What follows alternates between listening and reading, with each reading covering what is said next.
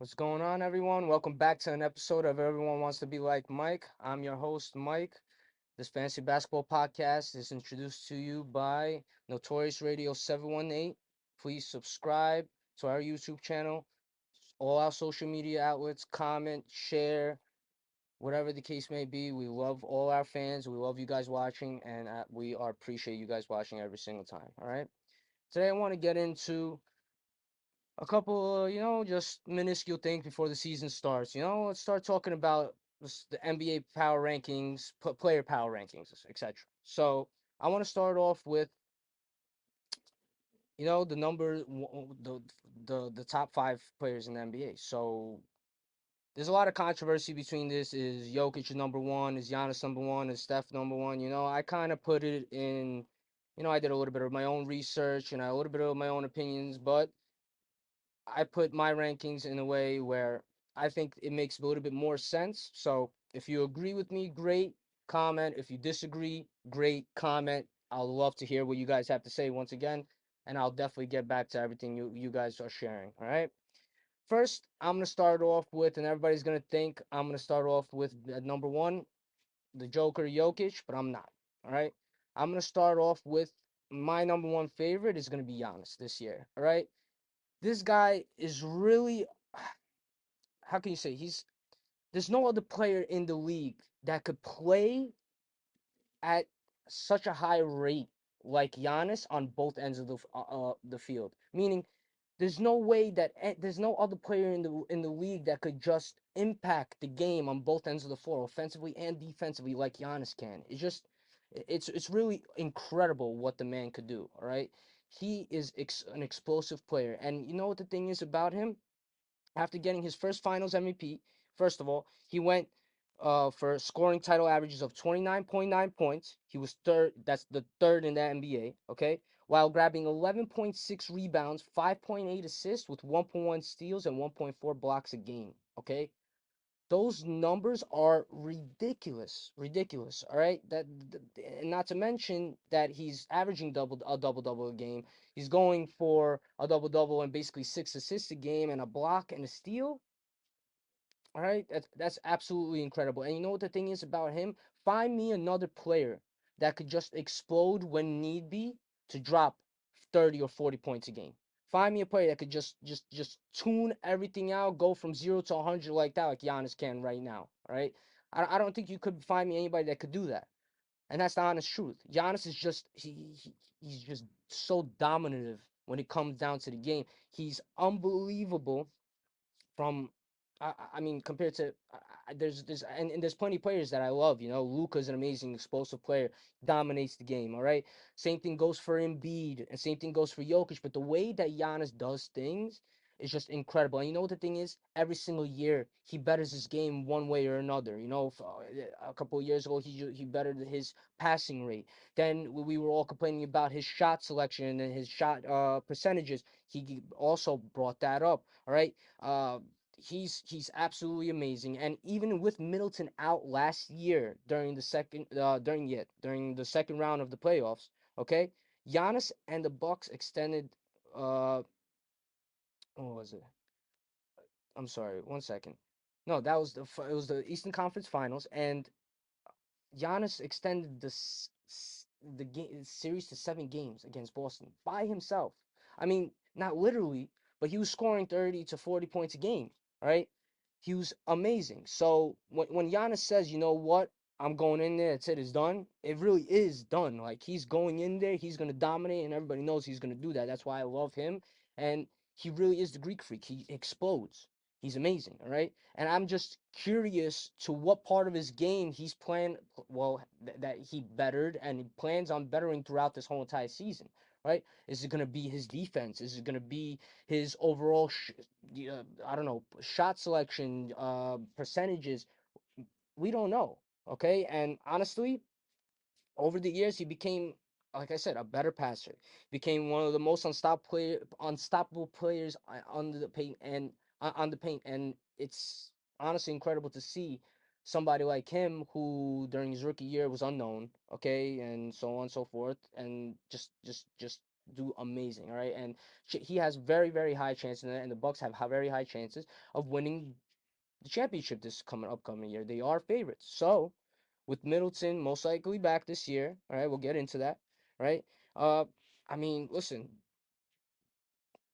I just wonder what's in store for them. Really, like I'm excited to see. They have an amazing team with Drew Holiday running their offense. Okay, with Giannis, with Chris Middleton. Okay, Bobby Portis. I know thing is everybody underestimates Bobby Portis. Bobby Portis is I mean, like he's not one of the best centers in the game. No, you can't say that. But you know what? He's good for the momentum of the team. Good for the spirit of the team. He knows how to hype up his teammates. That's what I like about him. And he will always back up his teammates. He has a lot of loyalty. So I respect that about him. And I think that does a big deal for the team and the team's connection and chemistry. It's very important. So I think Bobby Portis does a lot for that also.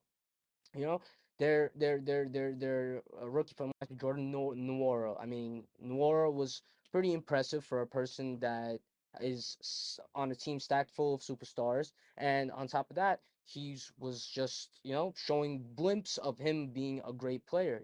So also the team is very very stacked, so they are fair favorites to win the team. And yeah, I put Giannis at number one.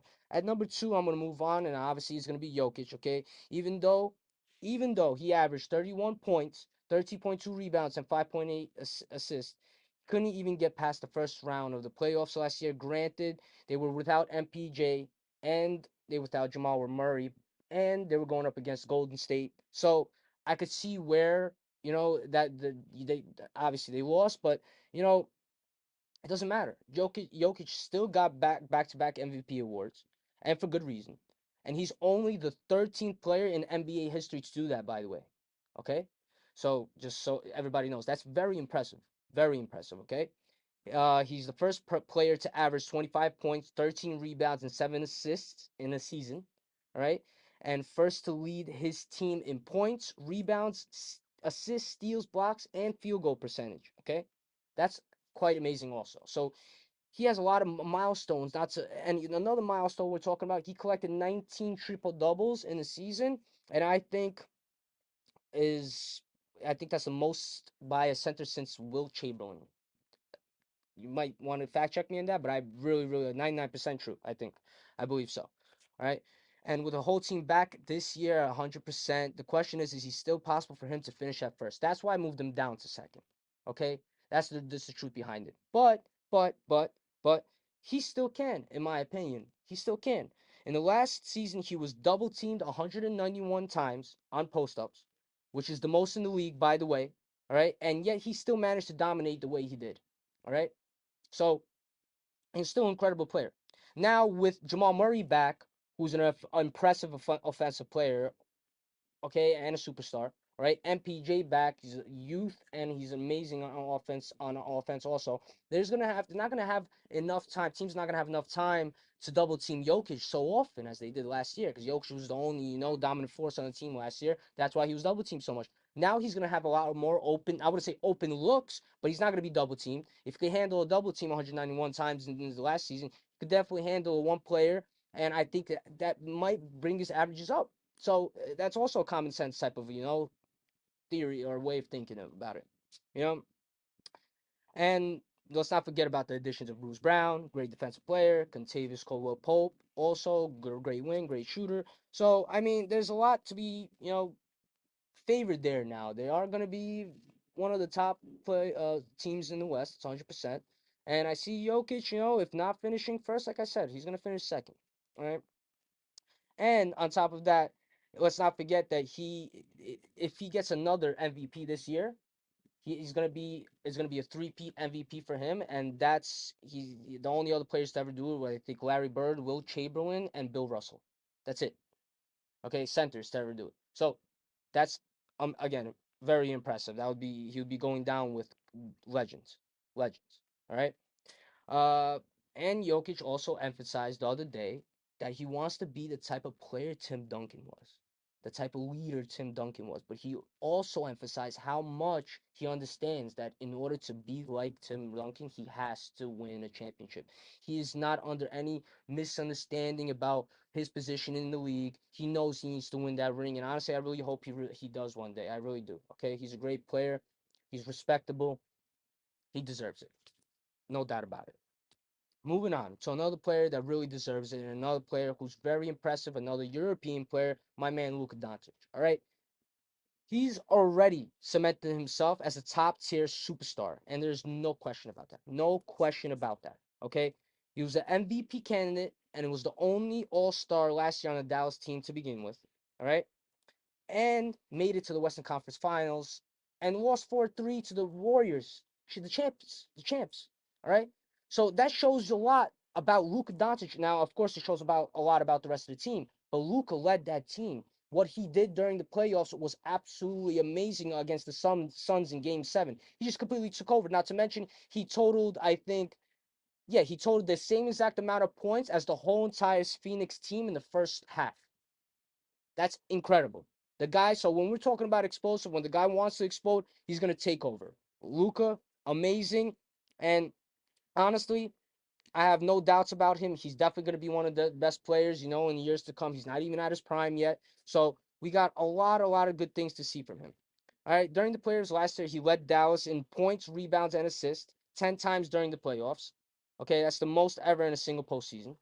And he's arguably one of the best offensive weapons in the NBA right now, period. All right.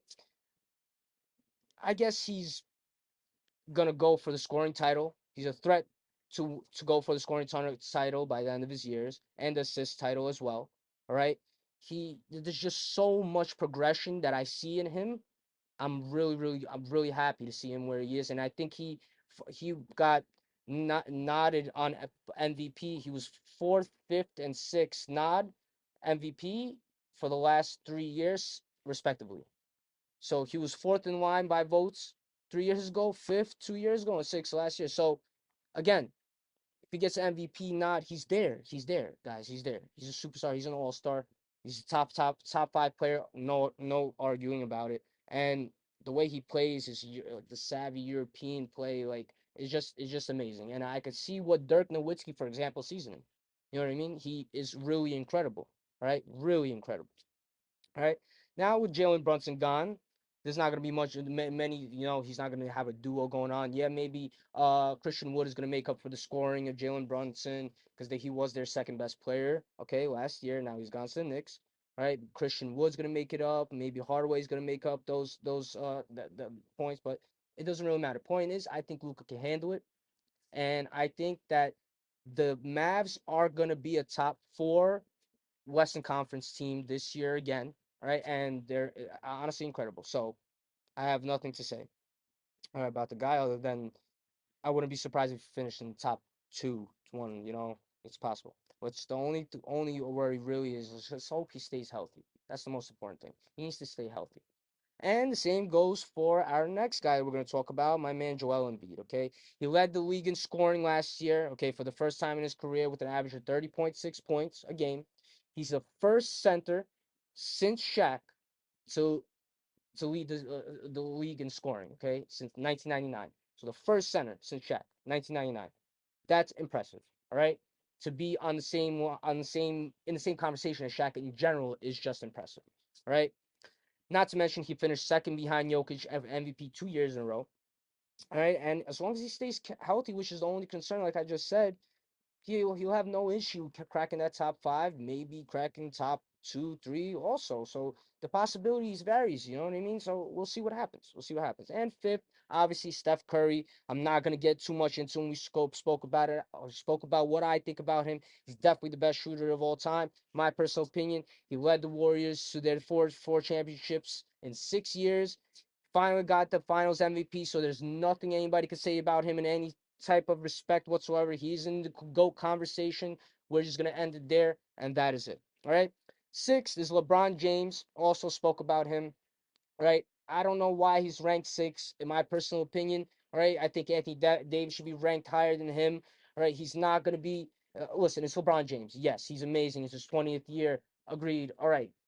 one of the best players of all time. Definitely probably going down as probably either the best or second best player of all time. That's not the point. Point is right now it's Anthony Davis that's gonna be on to lead that team. Okay. Yes, LeBron James is gonna be a major component in everything that goes around Anthony Davis and how he plays. Okay. But is he gonna be ranked higher than Anthony Davis? He's gonna be ranked higher than players like Tatum and I don't know, Devin Booker even. I really, really don't think so. I really don't think so. But it's possible. It's possible. So that's where I left him at. All right, got Jason Tatum at 7.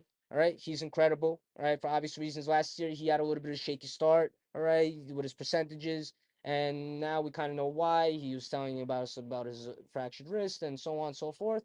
Whether that's true or not, it really doesn't matter. He is still one of the best athletes in the league. All right, he's definitely a top 10 player. There's no arguing that. All he has to do is work on his percentages. He's going to be fine. I think he's going to do great this year.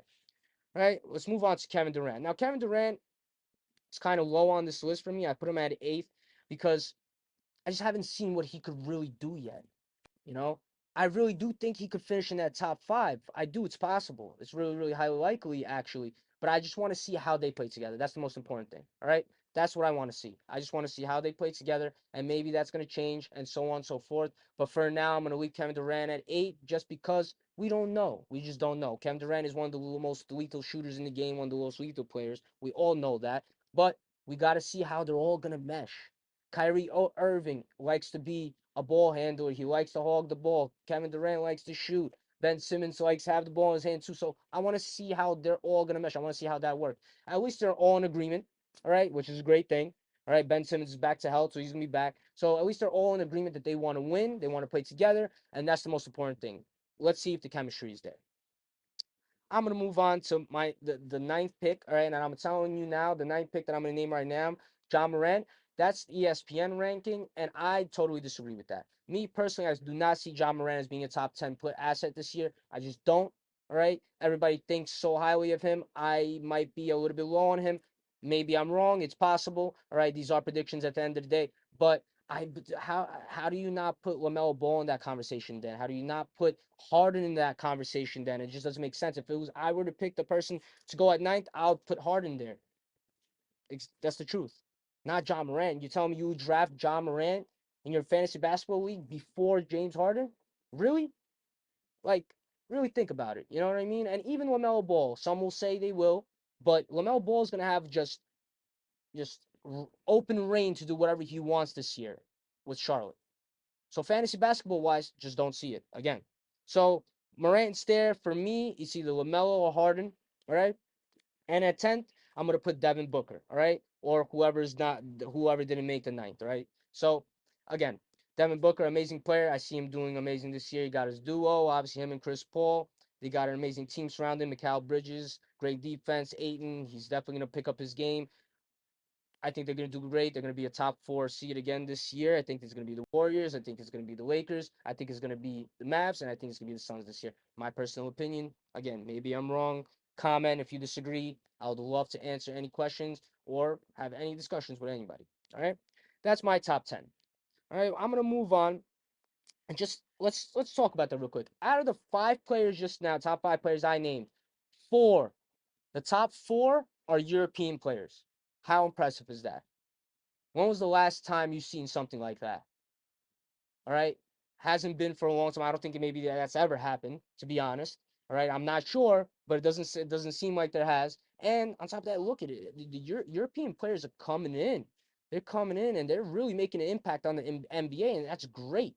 I really love seeing that. I'm just curious to see, is Victor Wembanyama going to be able to keep up that trend as a Frenchman next year? We'll see. And I'm actually very excited for that too. But again, the top 4 out of 5 players are European players. That's amazing. Keep them coming. We love them. You know what I mean? So we're not definitely not complaining over here.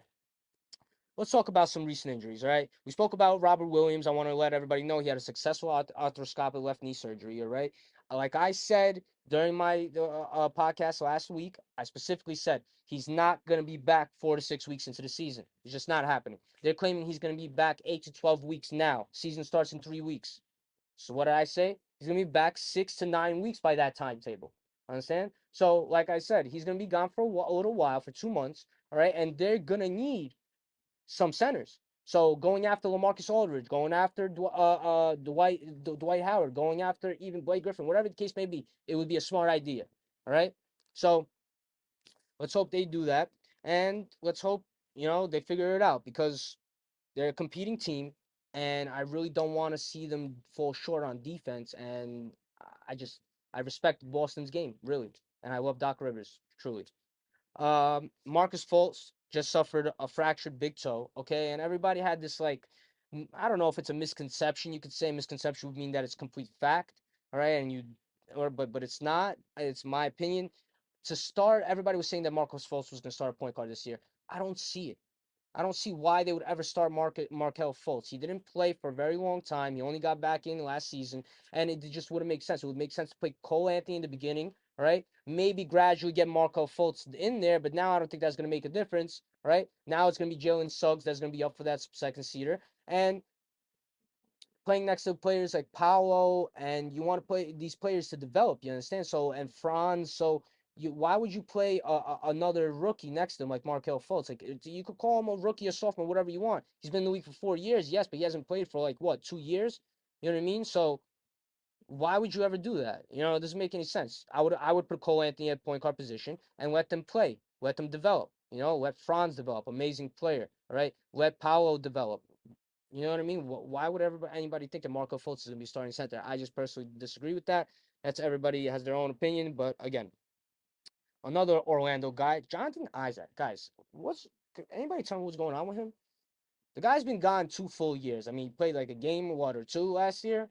That was it? Not even. All right. So, yeah, I don't even think he played that. So, 2 years he's been gone. What kind of what injury does he have? I'm not understanding. And even now, they're saying exactly what. Let me tell you. He's going to be eased back into things, and that's even if he plays. Okay, so that's already implying the fact that he's going to miss a big chunk of the season. Like, I just really don't understand what's going on there. Can anybody tell me? Like, it's very interesting. I really don't understand. All right, so Paolo is going to be definitely a great pickup this year since there's nobody really competing with him for that power forward spot. All right, Keldon Johnson just suffered a dislocated shoulder, but that doesn't matter for the regular NBA season. It matters only for training camp. The reason why I'm mentioning this right now is because the Spurs are going to be in full, let's say, tank mode. All right, and players like Keldon Johnson are going to be players that you're going to want to target in fantasy basketball. All right, these players like Devin Vassell, Keldon Johnson, Trey Jones. All right, you're going to want to target these type of players, and they are going to shift in the draft. So that's a 100% fact. For example, Trey Jones, right, averaged 13.5 points, 4.6 rebounds, 7.5 assists, and 1.1 steals on 1.1 turnovers in 11 starts last year on 48% 0.8% shooting and 75.7% shooting from the free throw line. That's incredible. And now he's going to be getting starting point guard. He's going to be the starting point guard. Popovich said, that's it. He's building his youth. That's it. Done. That's what's happening. And even Jakob Poeltl might look like he's gonna get traded.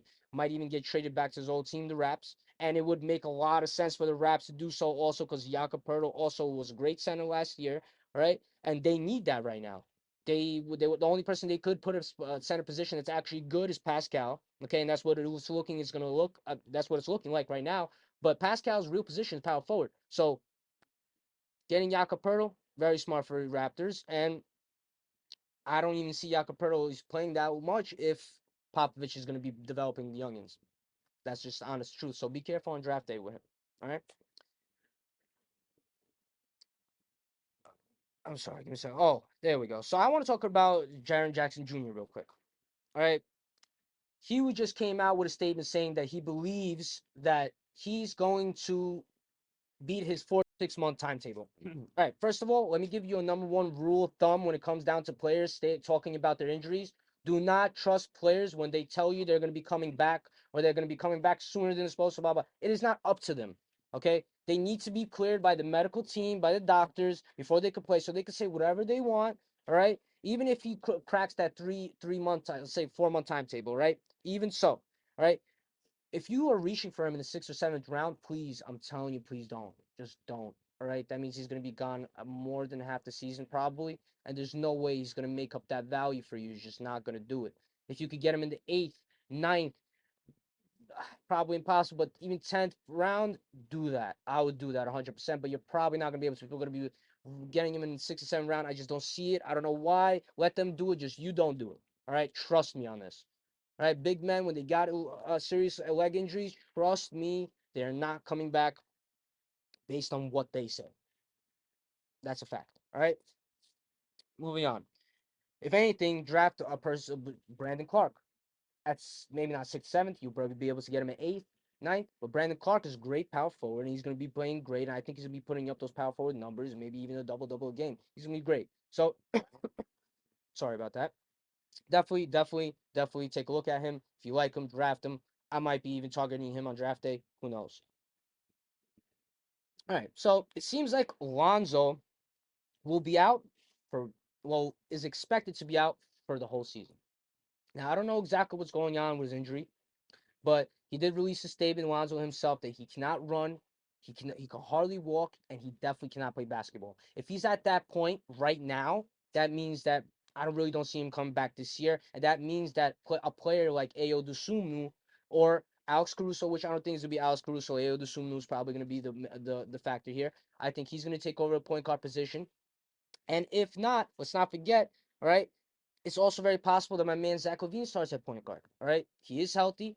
They said he's gonna be back. All right, in the beginning of the season, and that's very important, and it's great to see because my man Zach LaVine just got a 200 and something $1 million 5-year contract, and he's an amazing player, and he's gonna be that top 20 30 player again. And I love the way he plays, and it's gonna be great to see him play. I'm very excited for it.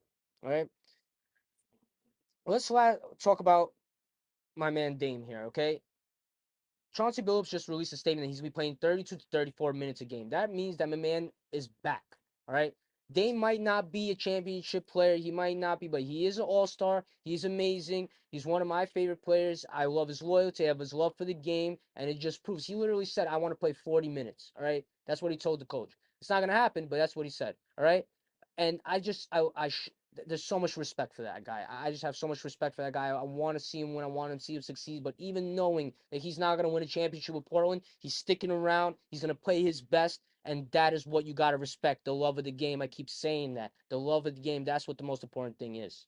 All right. My man, Chris Middleton, has finally shed his cast off his wrist. So he'll be back in the season. And let me ask you a question. Do you think that he would have been the difference maker in the Eastern Conference Finals last year against Boston? I personally think he would have been. All right, he would have made up those points. The Bucks didn't lose by much to Boston in those games. All right, so I think he would have been the main difference and factor in the, and they probably would have been playing against the Warriors last year if Middleton did not get injured. That's the honest truth.